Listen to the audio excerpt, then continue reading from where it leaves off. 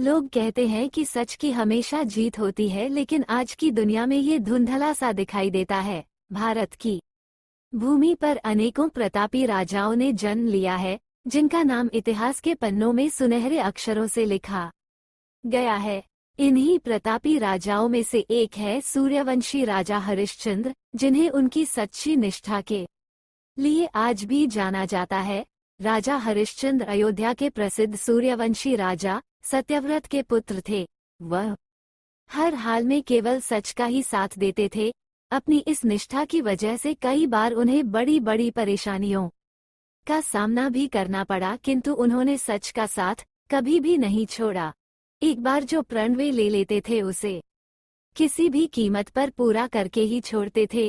राजा हरिश्चंद्र की सत्य निष्ठा की ख्याति चारों ओर फैली हुई थी।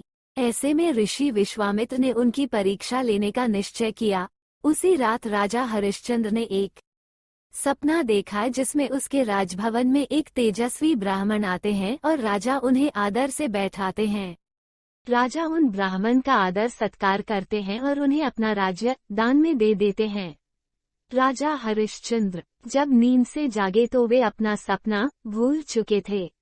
अगले दिन उनके दरबार में ऋषि विश्वामित्र आ गए।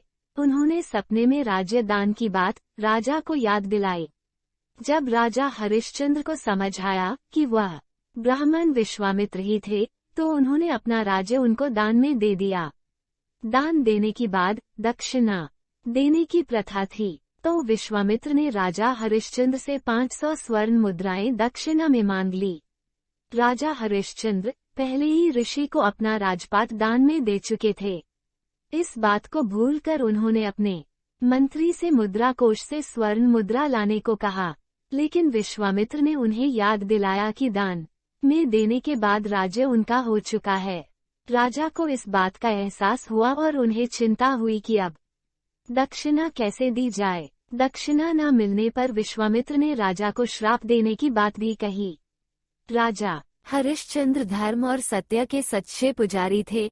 ऐसे में दक्षिणा न देने पर उनसे अधर्म हो जाता। तब उन्होंने फैसला किया कि वो खुद को ही बेच देंगे और जो रकम प्राप्त होगी उससे वे ऋषि के दक्षिणा को झुका देंगे।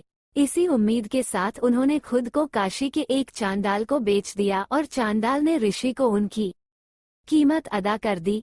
इसके बाद राजा हरिश्चंद्र शमशान में रहने लगे। अपने जीवन में राजा हरिश्चंद्र को कई हृदय विदारक स्थितियों का सामना करना पड़ा। कई बार उनका परिवार से वियोग हुआ, लेकिन उन्होंने अपने सत्य का मार्ग कभी नहीं त्यागा। राजपाट छोड़ने के बाद राजा ने जब खुद को चांडाल के हाथों बेच दिया, तो वह अपनी पत्नी और बेटे से बिछड़ गए। रानी अपने बेटे के साथ एक घर का काम करने में लग गई। जिस रानी की कभी सैकड़ों दासियां हुआ करती थी, वो अब नौकरों की जिंदगी जीने लगी। इस तरह राजा का पूरा परिवार बिछड़ गया। रानी और उनका पुत्र घरेलू काम करके अपना पेट पालने लगे। इतनी कष्ट सहकर भी राजा अपना काम सत्य और निष्ठा से करते रहे। समय बीतता गया, लेकिन राजा ने कभी भी अपने काम में कोई त्रुटि नहीं आने दी। बिना अपनी पत्नी और पुत्र की स्थिति को जाने बगैर राजा हरिश्चंद्र अपनी जिंदगी जी रहे थे। लेकिन एक दिन रानी के ऊपर दुख का पहाड़ टूट पड़ा, जब उसके पुत्र रोहिताश्व को खेलते वक्त सांप ने काट लिया और उसकी मृत्यु हो गई। रानी की जिंदगी में अचानक ही तूफान सा आ गया, जो उसका सब कुछ उड़ा करके ले गया।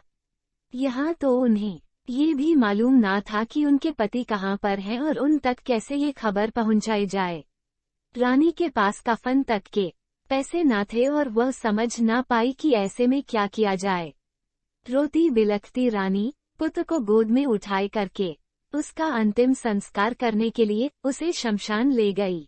रात बहुत अधिक हो चुकी थी और चारों ओर सन्नाटा था। शमशान में पहले से ही 2 चिता में जल रही थी। यह वही शमशान था जहां हरिश्चंद्र काम करते थे। जब रानी शमशान पहुंची तो यहाँ काम कर रहे हरिश्चंद्र ने उनसे कर मांगा। पहले राजा रानी को पहचान नहीं पाए, पर जब रानी ने उनसे विनती की तब जाकर राजा ने उन्हें पहचाना। अपने पुत्र के शव को देखकर राजा बिलख पड़े। लेकिन उन्होंने अपना कर्तव्य नहीं छोड़ा और रानी से बिना कर लिए अंतिम संस्कार करने से मना कर दिया। रानी ने बहुत विनती की कि उसके पास कर में देने के लिए कुछ भी नहीं है, लेकिन राजा ने कहा कि कर न लेना उसके मालिक के साथ विश्वासघात होगा जो वे कभी नहीं कर सकते। फिर उन्होंने रानी से कहा कि अगर उनके पास कुछ भी नहीं है तो वे अपनी साड़ी का कुछ भाग फाड़कर कर के रूप में दे दे। रानी ने जैसे ही साड़ी फाड़ने शुरू की उनका पुत्र जीवित हो उठा और वहां ऋषि विश्वामित्र भी प्रकट हुए। उनके साथ कुछ अन्य देवतागण, भगवान विष्णु और इंद्र भी थे।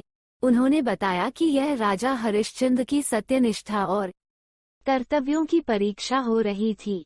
इस परीक्षा में राजा सफल रहे और इतना कहकर ऋषि विश्वामित्र ने राजा हरिश्चंद्र को उनका राज्य पाठ लौटा दिया।